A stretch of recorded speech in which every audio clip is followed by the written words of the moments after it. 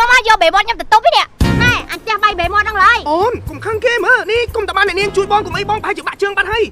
អ្នកនាងខ្ញុំអរគុណអ្នកនាងច្រើនហើយដែលបានយកបបេម៉ត់មកជួយជីវិតរបស់ខ្ញុំនោះបងនោះនិយាយត្រូវគួរមានអីតបស្នងខ្ញុំមិនបានត្រូវអមិនអើខ្ញុំតបស្នងឥឡូវមែនអូខេខ្ញុំសងឥឡូវក៏បានដែរមក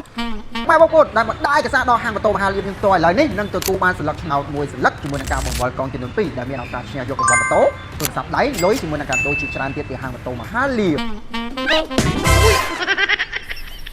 សុំទោសអ្នកនាងនេះដោយសារតែខ្លានៅចិត្តខ្ញុំមិនហ៊ានសងគុណឥឡូវទេចាំថ្ងៃក្រោយខ្ញុំនឹងសងគុណអ្នកនាងវិញអត់អីទេបងចាំខ្លាងាប់សិនក៏បានដែរអាមីនជប់អាមីនទៅវិញអើយហើយនេះឯងខ້ອຍកាហ្វេឡាស្រួលបួ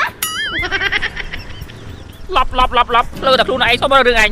ចង់បានម៉ូតូស្អាតទំនើបតម្លៃសមរម្យកុំភ្លេចហាងម៉ូតូមហាលៀបសម្រាប់ពុកម៉ែបងប្អូនដែលមកដាយកសាដល់ហាងម៉ូតូមហាលៀបយើងផ្ទាល់ឥឡូវនេះនឹងទទួលបានស្លឹកឆ្នោតមួយស្លឹកជាមួយការបង្វិលកង់ចំនួន2ដែលមានឱកាសឈ្នះយករង្វាន់ម៉ូតូទូរស័ព្ទដៃលុយជាមួយនឹងការដូរជាច្រើនទៀតពីហាងម៉ូតូមហាលៀប